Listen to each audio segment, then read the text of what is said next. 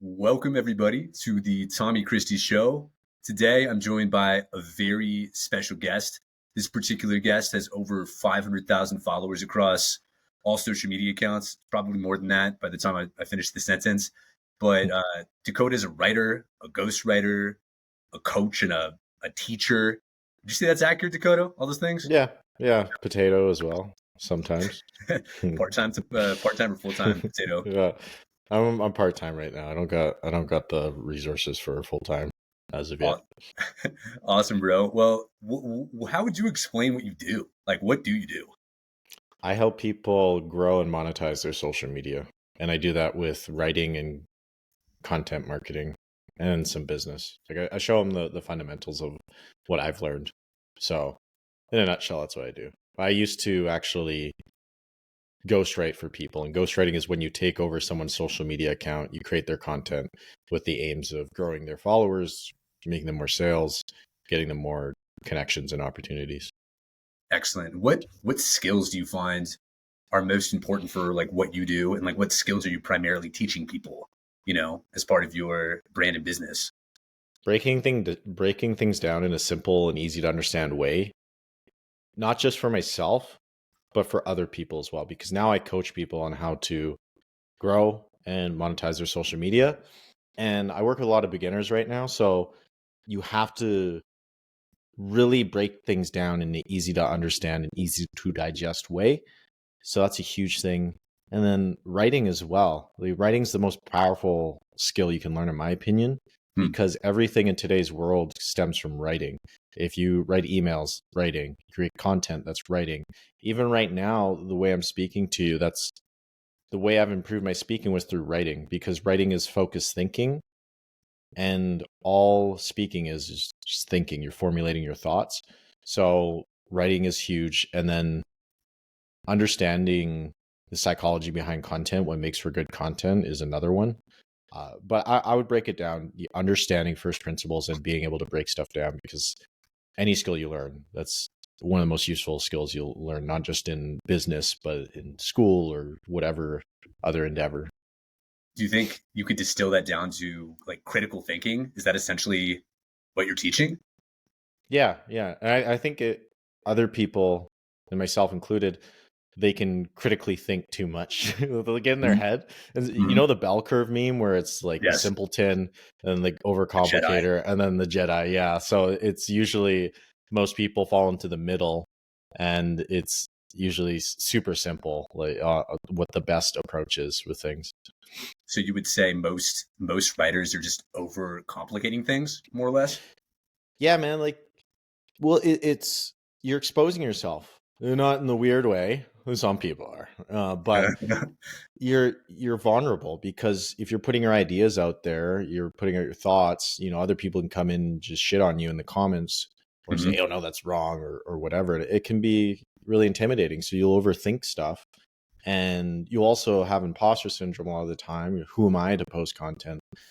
And it's because you're doing stuff you've never done before, and so your brain's trying to protect you. Be like, oh, don't go into the unknown, and it'll try to put the brakes on stuff. But to become somebody you've never become before, you have to do things you've never done. Hmm. And I find a common thing that comes up for people is that imposter syndrome, overthinking stuff, trying to be a perfectionist. Hmm. It's almost like another meme, the nerdy guy who's like, actually. Yeah, actually. That was better. Yeah, that was a good voice, man. I didn't. I Yeah, dude, that's my hidden talent. I can do these voices um with varying degrees. It's just weird. I don't. In another life, I was a voice actor. Like, oink zoink scoop, we gotta get out of here, man. oh like shit, shit like that. Like that's I'll just, Shaggy, right? yeah, Shaggy. Yeah, it's not Yeah. amazing, but I mean, it's decent. Did you think you picked it up from Nick Verge at all? Because like that guy's No, at it. no. Nick's amazing at his voices, but I've been doing the voices like my whole life, so I don't know. I Man, think it's I'm just I think creatives just do shit like that, or at least what I've noticed. They would just say weird shit just because we like it. yeah, I'm envious, man, because like I can't do good accents. I did a few years of like improv comedy, and Oh, I was just never good at accents. yeah. I don't know what it is, man. Like I think it's an aptitude, like an inborn innate ability. I've always wanted to try improv. How did you find it? Did you find it improved your real life skills? Oh yeah, big way, dude. Yeah, it's an incredible activity. Mainly, it exposed me to how bad my listening was. Like I always was like a funny kid. I was like one of the class clowns like growing up, and when I started improv, I would just always try to be like the funny dude and try to crack jokes. And ironically, that would make me not funny. And I learned that like in order to be good at improv, you just have to shut up and listen. Like Hmm. the art of improv is just, and like this, like we're doing right now. Like this podcast would suck if I was just not listening to you and just like reading off a list of questions, and we're like preparing my response while you were speaking. So that was the main thing I took away from it, which is really the art of active listening, which I'm in sales as well, like in my day job at a corporation. And I've learned that that's the most important skill in sales too. It's just like active listening. Yep. Would you agree in your experience as like a business professional? 100%, man. Like I was on a sales call 2 days ago, and the guy was it was just like it was like that, just next question, next question. It wasn't really delving into my pain points or my desires or what I was saying. It was just next question, next question, next question. And it cost him the sale. Like I'm not gonna go follow through. But yeah, man, like even with my clients when I was ghostwriting for them, it's not the writing that's the most important part, it's the listening. So I would interview my clients Mm-hmm. once a month, every month, and I would get content from them. And I would have to ask them good questions. And to do that, I would have to find the golden nuggets in what they were saying because I'm turning their words into content. So if Mm, I ask crappy questions, it's going to reflect in the content because that's where I'm getting my content is from them. I'm sure I'm using or writing and copy to make the content better, but at the end of the day, if you have crappy ideas, then it's not going to turn out well. And the same is for sales, right? It's all about listening. Like a lot of people won't shut up on sales calls, or they won't touch on what the person's actually saying. And yeah, it shows too. Like the other person detects it 100%. mm. Yeah, I think if you're like tuned in, you detect it. And that's like what I'm trying to perfect when I do this podcasting. It's just I do a lot of research, like I listened to a lot of your podcasts ahead of this, and I like read a lot of your writing, and I was like, I'm just gonna be able to channel that, in this call, just and I think it comes out like as a podcast interviewee, have you ever been interviewed and it like sucked? Oh yeah. Yeah, I definitely have. It was just very monotone. It was the next question, next question. And yeah, it just never built off anything. It was just like it felt like an interrogation or an interview, like Yeah, not yeah. like a podcast. It's in a weird way. It's almost like it reminded me of like dates. Like if you go on a date with a girl and you make it like this weird, oh, like, but what do you do? Like I went on a date yesterday that is actually not that cool, because like it just didn't feel like we were organically connecting and like talking at all. So I Yeah, think a podcast is kind of like a date. Obviously, the goal is different, but it's like yeah. you go with the flow. Like in any conversation is kind of like that. You should. That'd be a cool series where you take women on dates and you immediately hop on a podcast with them. Or just That'd like be actually an interesting idea. without them even knowing it, just like set up a bunch of Yeah, equipment at the end of the yeah. date, be like, hey, all this was recorded live on X. They There's wouldn't be actually creeped out at all. there's actually people that just listen to this. Is that weird? That would that would be super weird. Yeah. But man, I one of the reasons why I was so pumped to get you on this is because you were a really inspiring person for me. Like when I came into the creator economy, I listened to a podcast with you and Danny Miranda, and it like really inspired me because you've like had a lot of adversity in your life. I think, correct me if I'm wrong, you grew up without a dad around, right? Yeah, so my father, he decided to smoke crack instead of raising me and my brother. My mom met a man when I was around 4, I think. So he was around, but he wasn't a good role model. And he wasn't really around too much because he was dealing drugs and all that stuff. But yeah, so he was around for part of my life. And yes, but yeah, that's why I say like I grew up without a father because he just wasn't too Hmm. involved. Wasn't He present. kind of was, but like, yeah, like we're not in like a fatherly way. Hmm. So I relate to that a lot because like when I was 12, my dad actually passed away, and it was like just fucking brutal, man. Like a struggle for me has been like finding like healthy like men, healthy masculine energy in my life. Like for you, Dakota, how have you done that? Like how have you found mentors or like healthy masculine role models? Yeah, man, I've had different ones throughout the years. Jiu-jitsu was a big one for me. I was Mm-hmm. surrounded by a lot of great guys doing jiu-jitsu. My football coach was another one. Teachers, different teachers, and then books as well, or podcasts. So I never talked to a lot of people. Like Mm-hmm. Jordan Peterson was the one, Mm-hmm. but I looked up to them, and I really respected what they were saying, and it really impacted me in many ways and helped me, even though I never actually talked to them. So I think that's another outlet for a lot of people. I mean, like look at the rise of Andrew Tate. Like I don't agree with things he says, but I do agree with a lot of what he says. Mm-hmm. So I think you can have role models in different ways, but you don't have to be a cult follower where you subscribe to everything they say. But I think you can take pieces of what they say, and you can use that in your life for the better. Um, so yeah, for me, it was coaches, it was books, podcasts, and then even friends. Like I think a lot of people think that your mentors or masculine role models have to be older than you.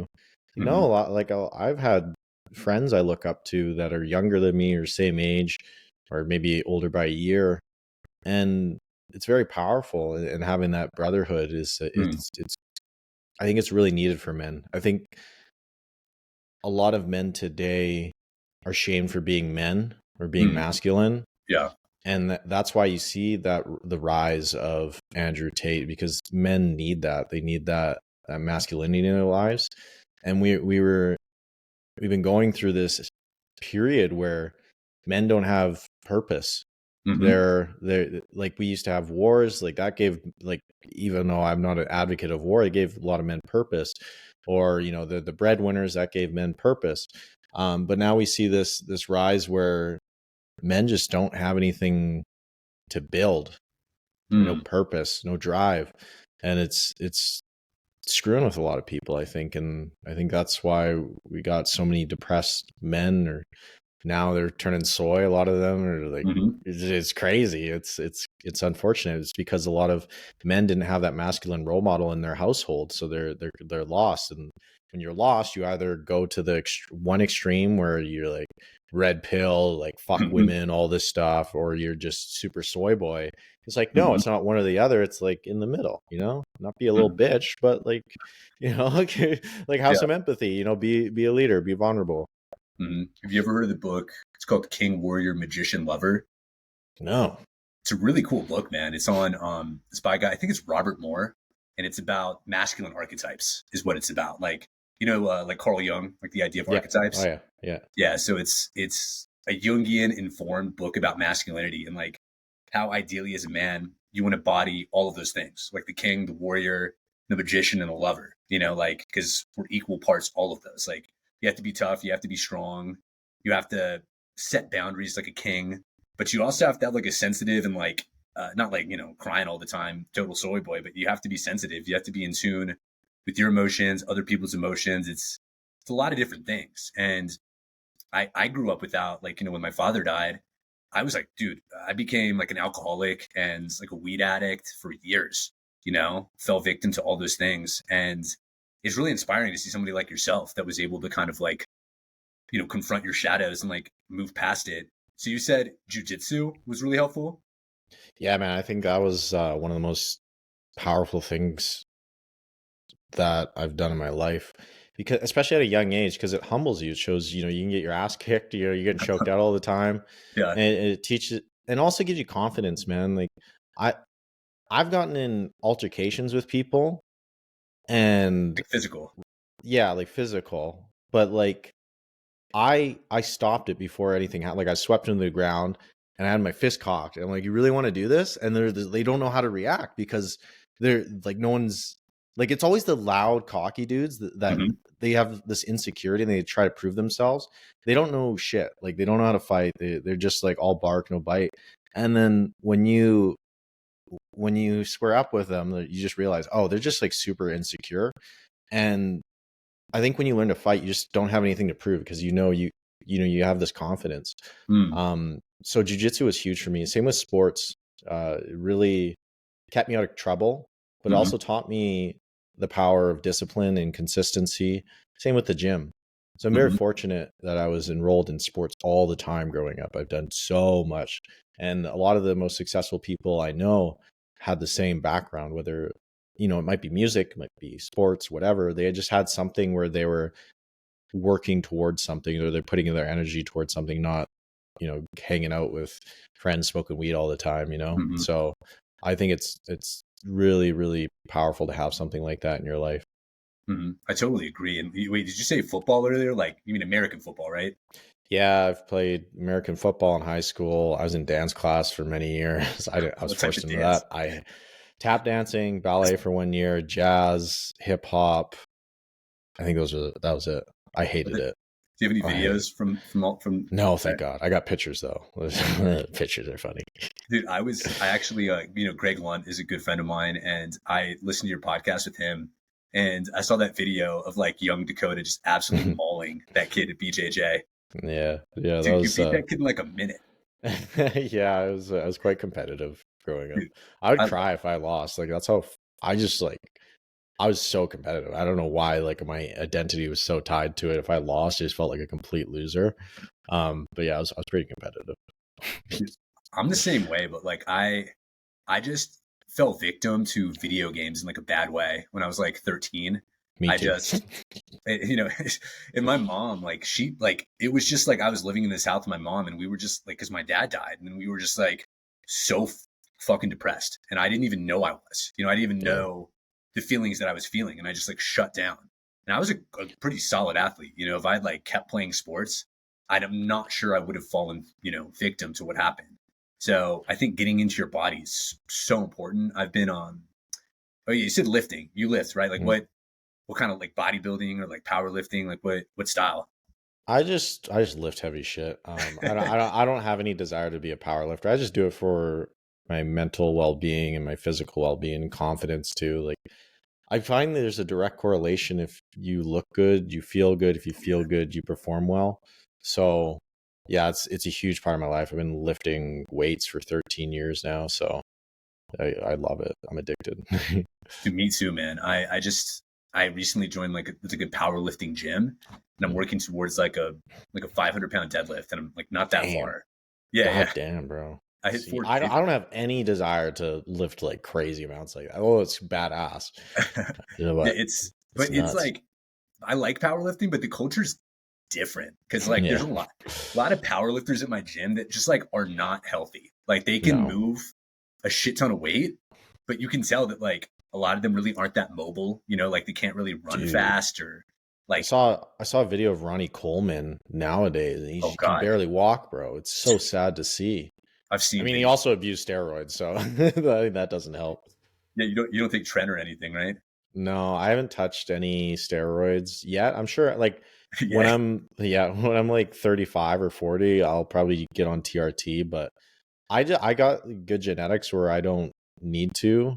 Hmm. But I'm sure as my testosterone starts going down in my 30s, I'll get on. I don't see anything wrong with it. I think yeah, if you're abusing steroids, probably not the best, but teach their own. Totally. I just use Methylene Blue and Shilajit. Those are like my steroids. I've heard You of ever take? Methylene Blue. I don't know what that is.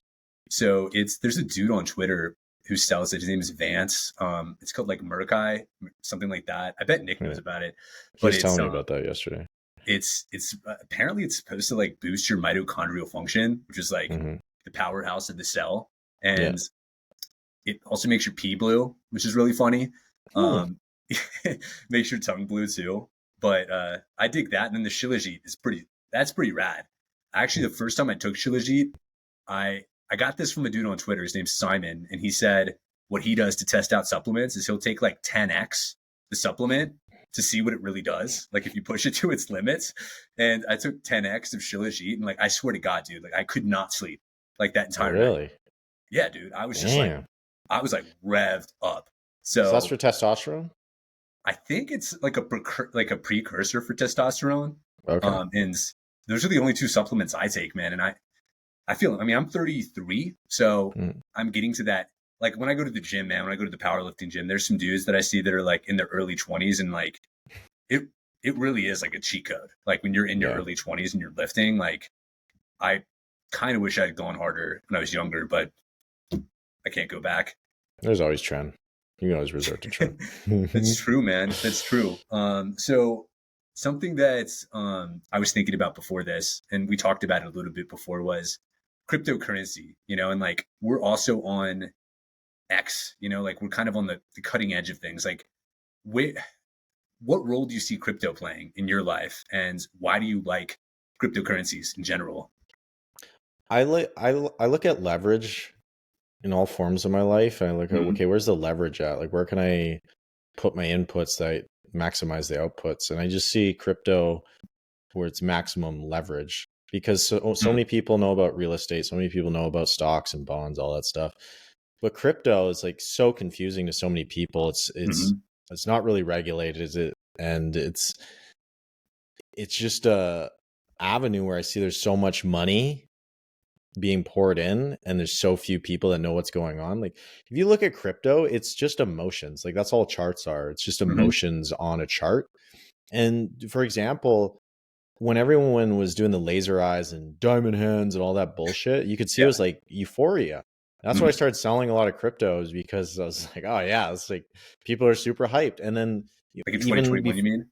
yeah, and then even when crypto crashed, everyone's scared. Like, oh, it's going to zero, going to zero. It's like, no, like this is when you buy. It's like, it's just you're taking these crazy movements, and you're just like, oh, okay, like if it's going up like crazy, sell. If it's going down like crazy, buy. It's just like super easy to understand. With crypt or with stocks and bonds, there you don't really get those movements where there's dramatics ups and downs, so you don't have the crazy emotions. Although there are black swans.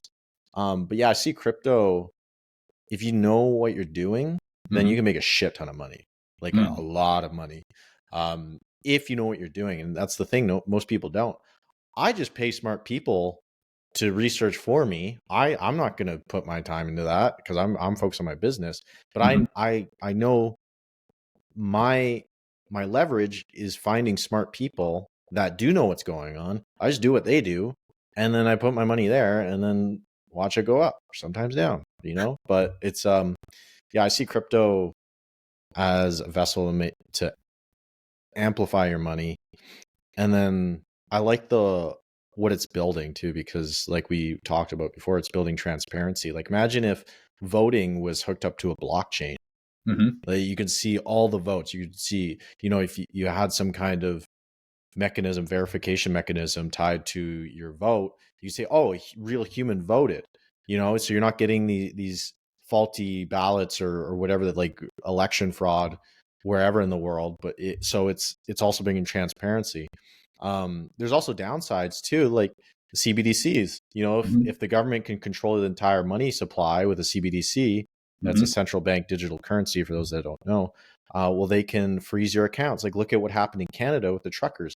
Yeah. People got their bank accounts frozen, and not even just the truckers, but people that donated to the truckers got their bank account frozen. That's fucking crazy shit. That's Mhm. nuts. So if you don't subscribe to what the government thinks is correct, then Mhm. you lose your resources. You can't pay for stuff. You could go homeless. So there's a dark side as well, but that's why I think it's important to have, crypto and not these central bank digital currencies, because then you have this option outside of the system. Um, and I think that's definitely needed to keep governments in check. But Mhm. it's going to be interesting to see how everything plays out. But the technology behind it is amazing. I don't understand it, like most of it. I'd like a little bit, but it's just beyond comprehension what's going to play out with all of it. Totally. No, there's a lot of strings to pull there, a lot of threads, and I'm with you. I'm kind of philosophically opposed to CBDCs. They seem extremely sketchy. Although, like, kind of what we have already with like these banks, it's almost like Mhm. we have like de facto CBDCs. Yeah. And I wanted to like zoom in on a point you made earlier, which I thought was like really key. Like you were talking about market psychology and buying when things are going low and like, selling when things are high. And I think it's way harder to do that in practice, when there's emotions involved.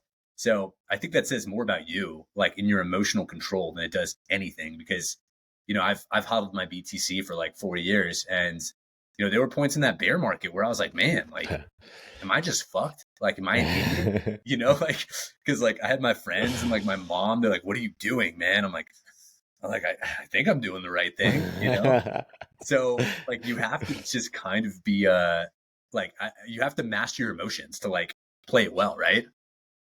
Yeah, man. I think the one of the best things or best traits about me is I just listen to smart people and I do what they say. I'm like, okay, I'm not gonna figure this stuff out. This guy's like got 20 years experience or whatever. Hmm. I'm just gonna do what they say. And I just look at, okay, is this person where I want to be in life?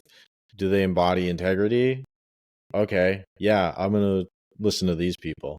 So I think that was like, I don't think I'm super genius, giga brain, Yeah. but I think I can look at people that are and recognize it. And, oh, okay, yeah, I'll just do what they say. And it's not just with crypto, but it's with fitness, it's with business, it's with Hmm. content.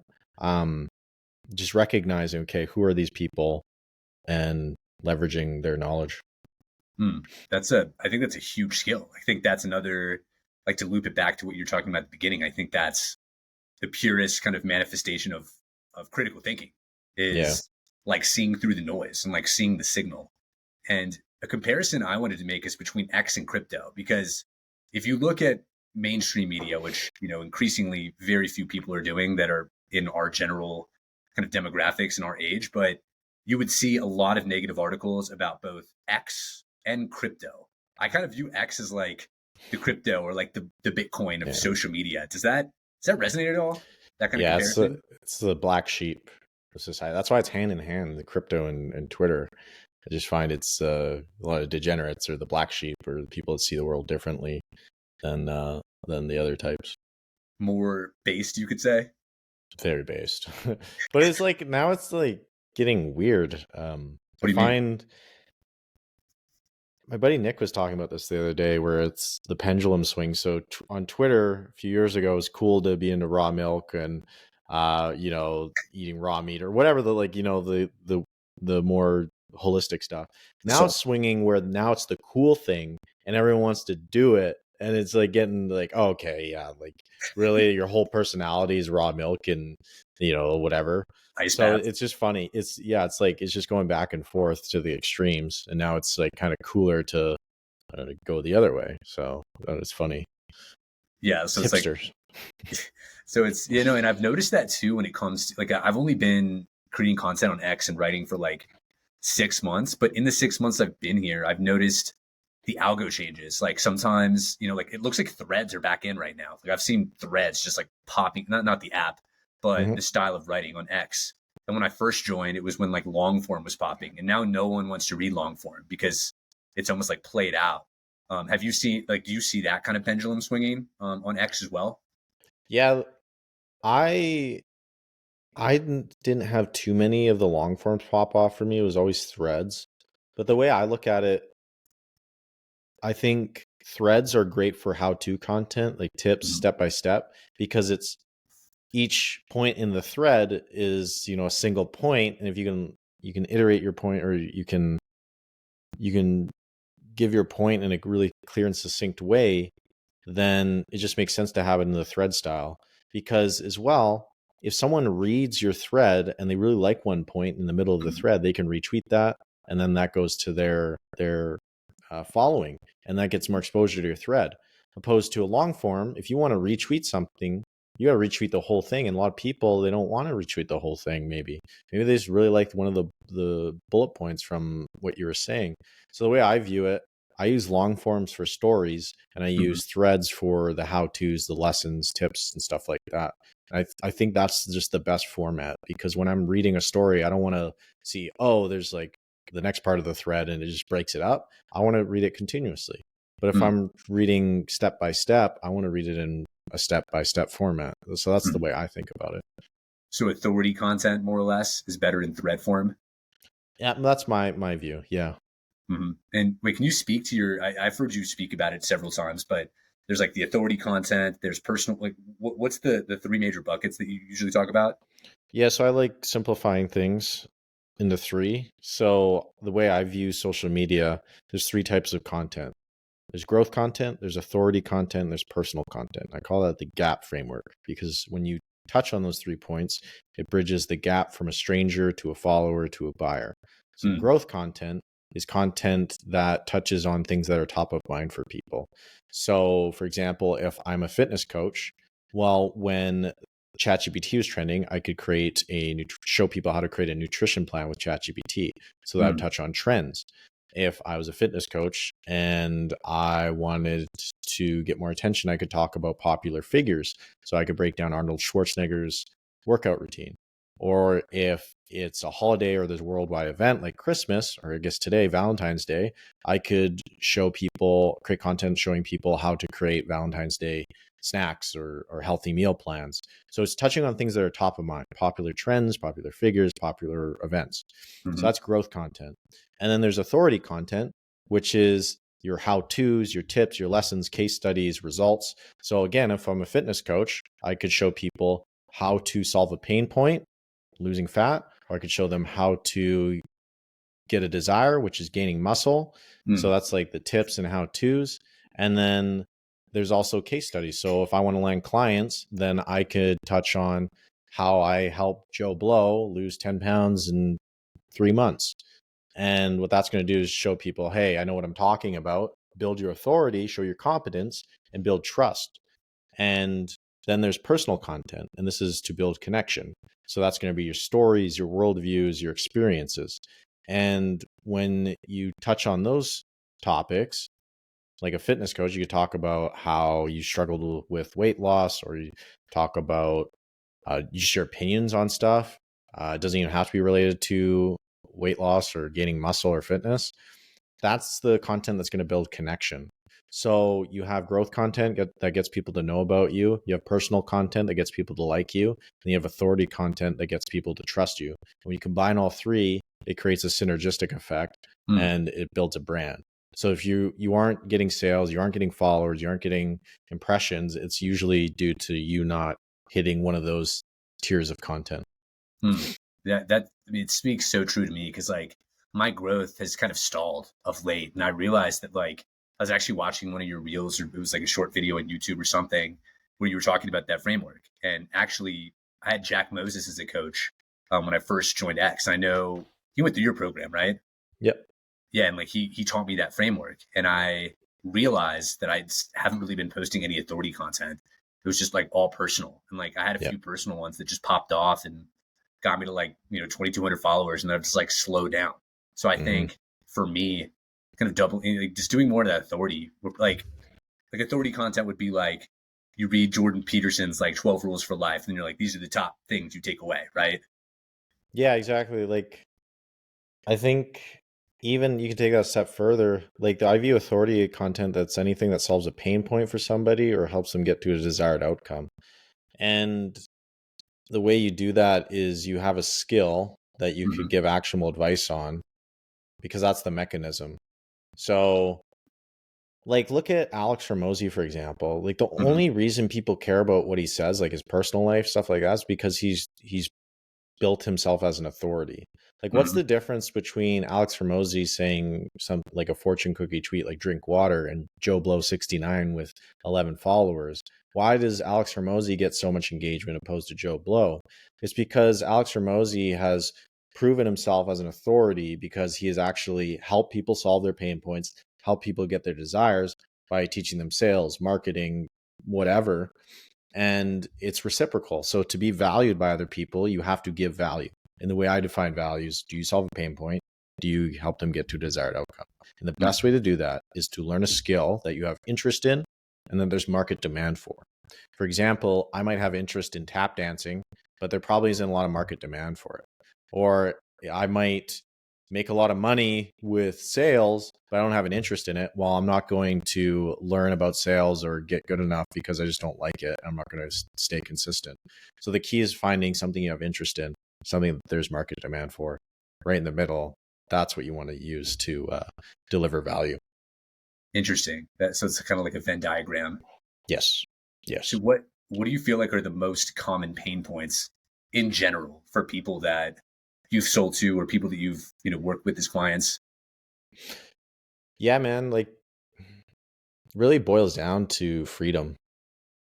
Like they feel like they don't have freedom in their life. That's freedom to go where they want, Hmm. to work when they want, work on what they want. And a lot of them want to go on an adventure. Like Mm. they're living a boring life. The day to day, they feel like a loser.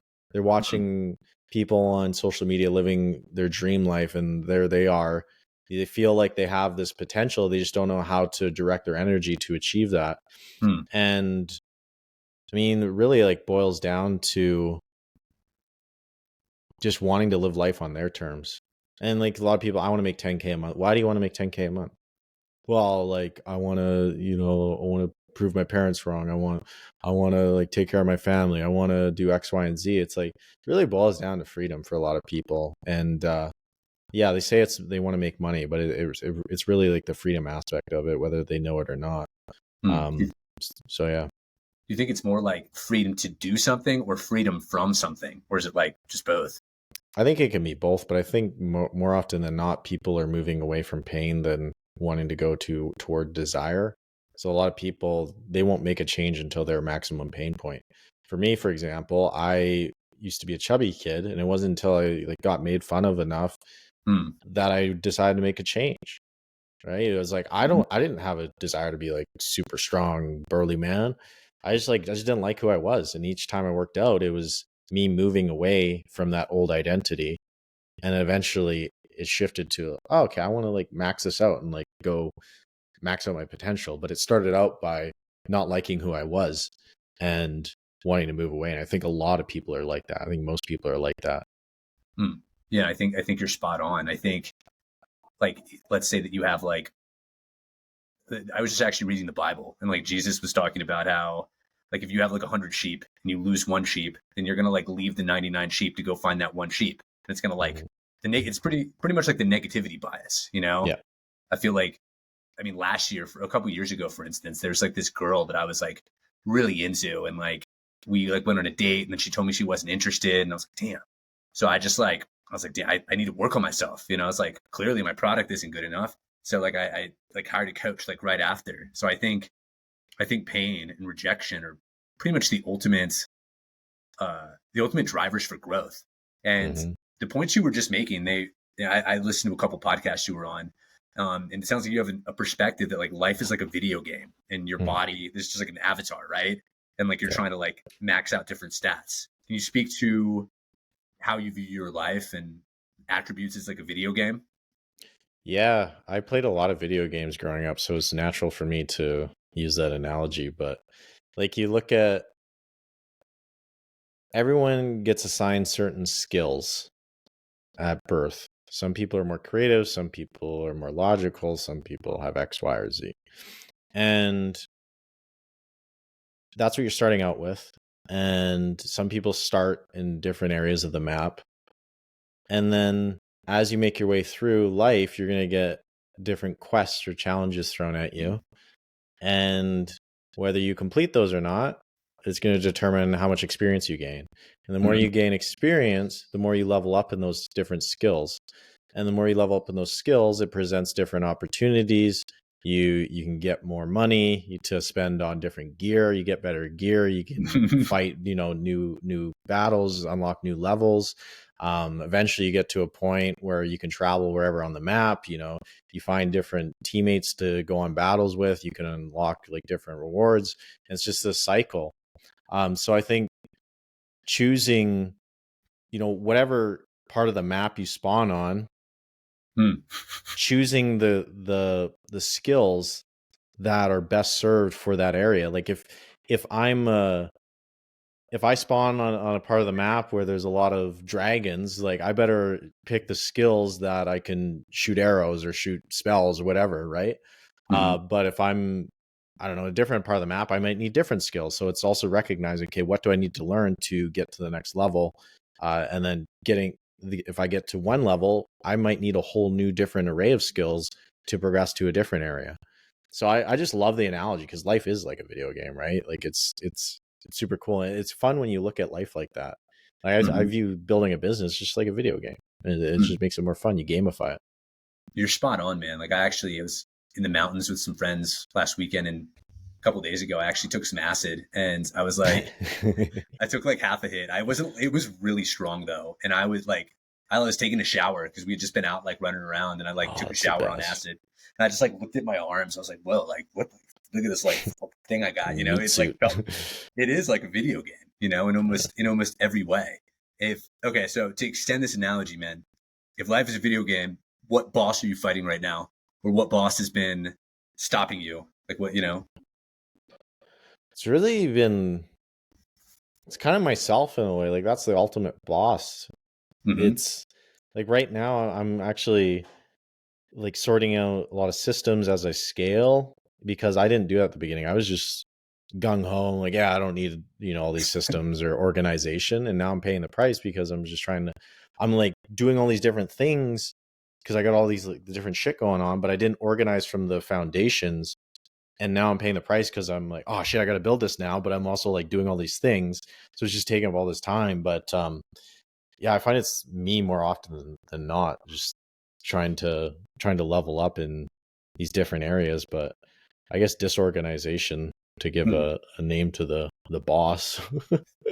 So that's how you're getting in your own way right now, is just like neglecting, I guess, like the analytical organization aspect of your business.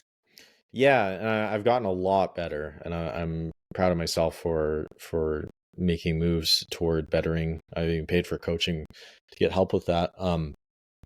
But yeah, I just want to get paid to create, and I just love creating and writing, and I just want to do that. I don't want to focus on building systems and managing a sales team and all this stuff. So, um, yeah, it's just getting organized, restructuring my ecosystem with my business to cater to all that. Hmm. And I guess that's a good positive use of artificial intelligence, right? Like AI, like the emergence of these tools, like it's kind of lessening the amount of just grunt work and like boring work that we have to do, right? Are you finding AI to be a helpful tool in that Yeah, process? I love AI. If Yeah. I had to choose, I would not want AI to exist at all, but I mean, it is what it is, and it's here. So I'm going to use it. I think it's really practical for generating ideas for helping you create content. I don't use it to create my content. I use it like if I need help with an analogy or something Hmm. or an outline, I'll use it. Well, I find it for idea generation, it's amazing. It's so good if you know how to prompt stuff. So yeah, I think the people that are ignoring AI or they think it's a fad, I think they're gonna be very sorry. They're like the people back in the Hmm. day when they're like the internet's a fad or crypto's a fad. No, Yeah, it's here to stay and it's gonna take over. So better learn to use it. totally. Do you know Paul Krugman, that like economist? Yeah, Yeah, yeah. he had like that viral quote. I think it was like in the 90s. He was like, the internet, it will be true. It will be apparent in time that the internet will be no more impactful than the fax machine. It's like Mhm. are you sure about that? Yeah. Yep. Wasn't he the Like, one? Wasn't he talking shit about crypto as well? Was it the same guy? oh Or am yeah, I thinking so? he's just wrong about pretty much everything. And he just Yeah. continues to have a job as like the head economist at the New York Times. I mean, he was calling for Bitcoin's death in like 2013, and if he had shorted it, he'd be living on the streets like a homeless person, but he's probably Yep. worth like $100 million, or something, with all that New York Times money he's making. But like, People don't like speak, change. you should what? People don't like change. They make money in one system and then they see people going to a different one. Like, no, no, no, no, no. It's like if I grew my whole social media on the platform of Vine and everyone's like starting to go to these other platforms, like, no, no, no, no. Like I grew my whole following here. Please don't go. Like, you're gonna be resistant toward it. You're gonna talk shit toward it because you're incentivized to. Hmm. What what would you say what are your favorite like, let's say that you went back to the beginning of your creator journey, and instead of whenever you started, it was this year, like 2024. Would Mhm. you change anything about the approach that you had? Like, where would you build now? I think I love Twitter because I love the people on it. I find they're more authentic. People Hmm. on Instagram and Threads is, oh God, Red those people. sucks. Oh, those people are they need help, man. But I find like people on Instagram and Threads are more negative. There are some really cool creators on Instagram that I love. Hmm. But I just love Twitter. It's the hardest to grow on right now, I think. But no, Instagram is for me right now. But Twitter is, I just like the people a lot. I find they're a lot more down to earth. Hmm. But for like growth, LinkedIn is great. For overall favorite, I think for growth and an opportunity, I think YouTube. I think it's Yeah. amazing. I think YouTube, you have to know your. That's like the Olympics. I think you have to be dialed in to get good at YouTube. If I didn't learn to write from Twitter, then Hmm. my YouTube would not be doing as well. So I think right now I really love YouTube because it's just long term. It's everything. The content isn't just one and done the next day. It's you create a video and it's there for life, and it's just going to continue to grow and grow. So I really like that aspect of it. But for culture, I like Twitter, and then growth as well. LinkedIn is great. So, Hmm. but yeah, Twitter's my favorite. It'll always have a near and dear spot in my heart. I would agree with that. Like, I didn't really like Twitter before Elon got there, and then when Elon got there, I was like, I remember I listened to you on Danny Miranda, and I had the same exact opinion as you did. I was like, do people really think that Elon can't grow Twitter? You know, he's Mm. created like the number one space company on Earth, the number one car company on Earth, and now he's moving. You know, it seems so ridiculous to me to think that he's going to be a bad thing for Twitter, especially given like the reasons why. Because it would have been so dumb for Elon to buy Twitter to make more money. You know, like he clearly Mm. didn't do it to make more money because there probably were way more expedient ways, you know, that he could have done that. And man, I just actually, it's funny you said YouTube because I just posted my first YouTube video ever last night. And I think YouTube it's unreal how powerful that platform is. And it has such crazy network effects, you know, now that I think it's been around almost like 20 years at this point, right? Yeah. Yeah, it's nuts. Yeah, like, I don't know if I can eat food without YouTube. I'm the same way. I'm an addict. Yeah. Like, Yeah, what do you, it's great. And like this is the thing too with content. It's not just about likes and shares and all that, but think about if I watch 10 YouTube videos from somebody, I'm going to know that person way more than if I consume 10 threads from somebody or 10 tweets or whatever Mhm. posts, because it's just so much more intimate. Like you're talking with somebody, you get to hear them, you get to see them, and it just builds a connection way deeper than these other pieces of content. So it's not just create content, but it's what's the quality of the content, or what can they see and hear you? What's the connection? That's Mhm. something that's neglected with a lot of people. That's why I post video on platforms that don't do well with video, like LinkedIn or Mhm. Twitter. I'm not posting it for growth. I'm posting it for connection. I want people to see and hear me. I Mhm. think that's the best way to do it. I like that a lot. I mean, I was just thinking about something like Instagram. Like, you know, I built a following of, I don't know, like 3,700 people on Instagram, something like that. And I just feel so disconnected from the people that follow me, generally speaking. But when I'm on X, like, I have a bunch of friends on X. And I think people go to Instagram as more of like, I would say that probably 90, I'm just pulling this out of my ass to be honest, but 90% of the people on it are probably using it as like a dopamine pacifier, you know, like a Yeah. dopamine dispenser. You go on it to like see some like just stuff that's gonna like fill up your eyeballs, you Take know. old biddies. Yeah, that, you know, like that's a tough one for me. Also like you got just like pretty pictures and like videos. Like I posted a poll on my Instagram a couple weeks ago because I was curious. I was like, when you guys open Instagram, like, do you usually feel better, worse, or the same after using it? And pretty much everyone said either worse or neutral, you know? And Mhm. I don't know about you, man, but like when you log on to Instagram, do you ever really like learn things? Yeah, I sometimes I do. It's like mainly memes and funny content, but I curated my feed, I guess, or the like I consume content that it shows really cool stuff. Like I get to see a lot of cool stuff from different creators. So that's mainly my explore page. I get to it's really inspirational seeing how different creators do different things. So it's Mm-hmm. cool in that aspect. I get a lot of funny memes, and I'll get sucked down the rabbit hole for a few hours sometimes because it's Mm-hmm. just so fun. The algorithm knows me so well on there. Um, but yeah, I typically don't feel amazing after leaving Instagram. I don't. I Yeah, I don't like it. I don't like use. The only reason I use it is because of stories. So Mm-hmm. like I post stories to like keep the audience nurtured and like show them what I'm doing and stay top of mind. That's the only reason I use Instagram. Otherwise, I would have it deleted off my phone.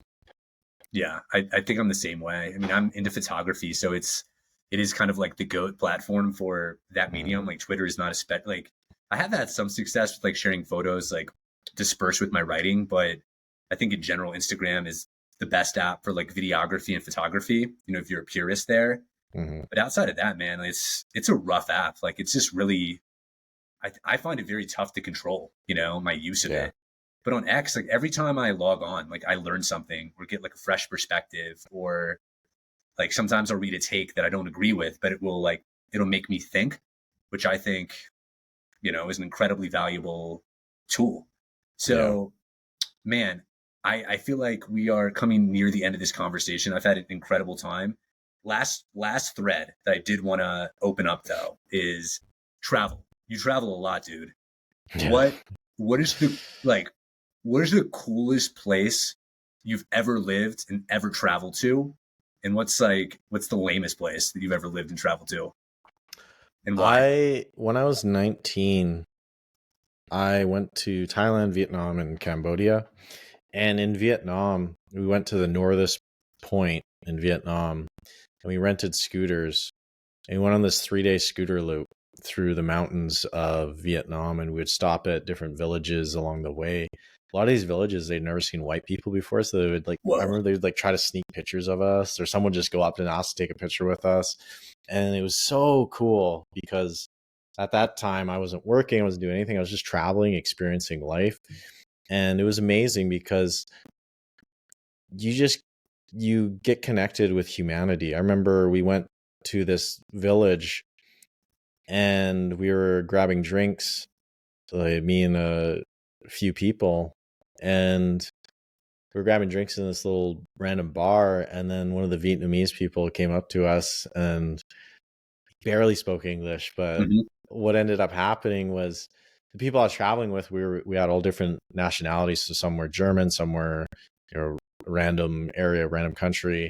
And the Vietnamese person started singing his national anthem, and then he got like some of the women to come up and sing theirs, and then Wow. me and my buddy sang the Canadian one. It was just so funny because nobody knew what the fuck anybody was saying, but we were all just sharing laughs, and it was just, I don't know, it just felt so present with life, and it was so beautiful. And it was like the whole trip, a lot of crazy shit happened. But that 3-day scooter loop was one of my favorites because just seeing all the views, experiencing these different interactions with different people, Hmm. and just feeling so alive and present, and it really Mm. really made me grateful for my life and travel. And we get to do this thing in these meat suits on this floating rock in space surrounding a fireball. Yeah. So it was very beautiful. I love that 3-day trip. um Worst place? Let me think. I didn't like. I wasn't a big fan of Cambodia. Like I shot a rocket launcher there. That was cool, but that was like the only reason I went. I just What? wasn't a big fan of it when I went. So I don't know. It just felt, I was traveling alone too, so maybe that didn't help. But it just felt kind of like, yeah, whatever. Wait, you said the reason you went was to shoot a rocket launcher? Yeah, I heard you could shoot a rocket launcher there, so I was like, yeah, I'm going to Cambodia. That's How the only expensive? reason I went. How It was, expensive is it? Like, what did you shoot it at? What did you blow up? so I shot it at a barrel of gasoline. What? Yeah, but here's the thing, like they handed me the rocket launcher and then the guy was assisting me, like, and he's like, all right, 3, 2. I was like, wait, I'm looking at it, I can't fucking aim. And it like barely missed the barrel of gasoline. It hit like the dirt pile behind it. So then I ended up shooting an M60 machine gun at the barrel of gasoline and blowing it up, which is cool. But I wish it was the rocket launcher. That would have been badass. How far away was it? The barrel of gasoline. Yeah. Um, 50 feet, I think. I don't know distance too well. It's like a stupid fact about me. I just don't really understand distance well. You don't have good depth perception? I'm practically blind, but it's just like I know how long like a meter is, but I just can't like visualize in my head how far is 50 meters. I think it's 50 meters. I don't know. I sound like an idiot, but that's not my skill What, set. what about living though? Like, what's the coolest place you've ever like stayed for a period of time? I like Medellin, Colombia a lot. I stayed there for 2 months. Yeah. How's your Yeah, Spanish? mi hablo poco español. Nice. No bueno. Nice. Yeah. Cool, man. And I guess final question for you. This came up. I think I saw you, like, you and Nick did like a live video stream. Tell us about your new tattoo on your arm. Ah, yes. So, I can't really. Let me get the camera here. So it's a famous painting for people that aren't watching the podcast.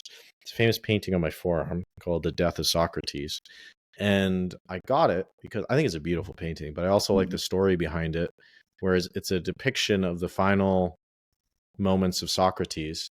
And Socrates, so back in the day, he was spitting some fire, Mhm. talking philosophy, all that stuff.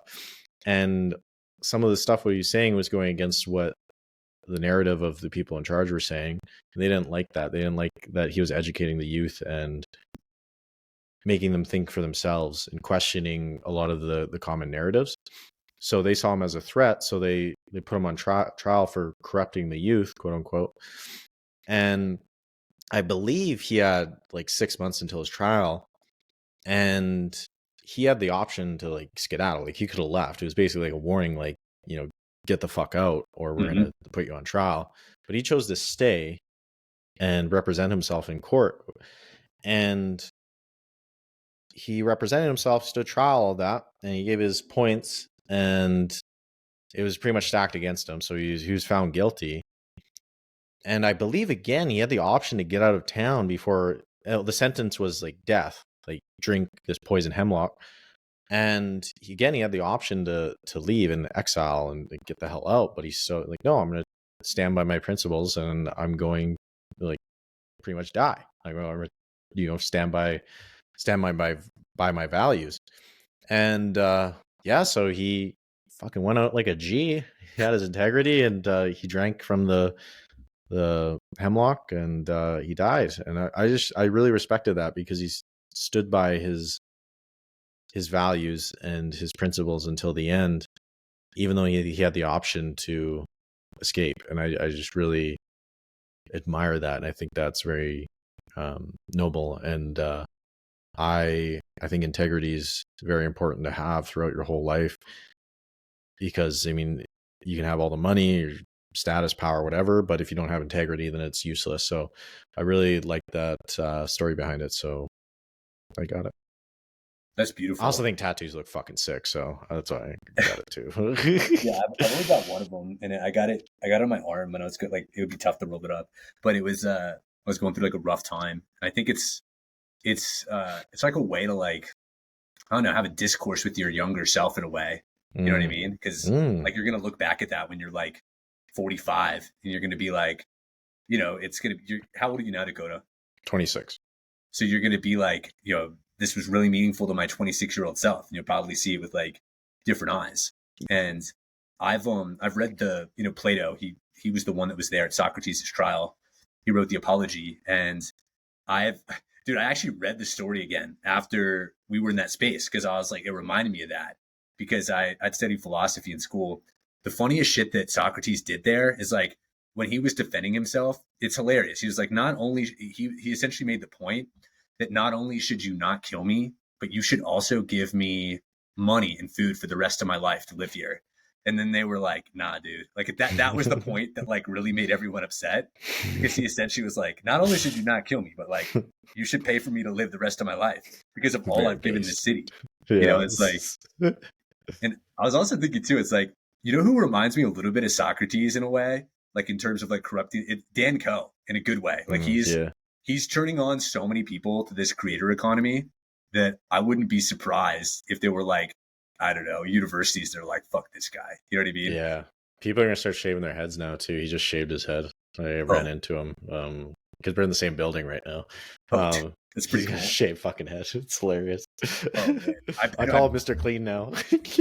well, it's like with Zach Pokra, the Yeah. obsession guy. It's kind of Yeah. like that, Yeah. Yeah. dude. 100%. Well, Dakota, any final remarks? If listeners have made it this far, anything you want to to impart to the people of the internet and the world? I just encourage people to do more uncomfortable stuff. I think that's the only reason I've seen some success in my life is because I've just leaned into discomfort and viewed it as growth instead of something that's bad. Like you don't go to the gym, lift weights, and then I'm sore. Like, oh no, it's like, oh no, like I tore some muscles. I'm gonna grow back stronger and come back. So yeah, I just encourage people to do more comfortable stuff, lean into it, and embrace it. But no, dude, this is a really fun convo. We went all over the place, which I love, and you asked really good questions, so I appreciate you. Thank you, brother. And then where can people find you? Under your bed. There right now. No, I'm just kidding. Twitter at wrongs to right, WRITE. Instagram at Yo Dakota. YouTube at Hey Dakota. Threads at Yo Dakota. LinkedIn at Dakota Robertson. OnlyFans at I'm just kidding. I'm kidding. That's about it. You had us in the first part. All right, bro. Yeah. Well, it's been a real pleasure, Dakota. Hope you have an amazing evening, brother. And signing out.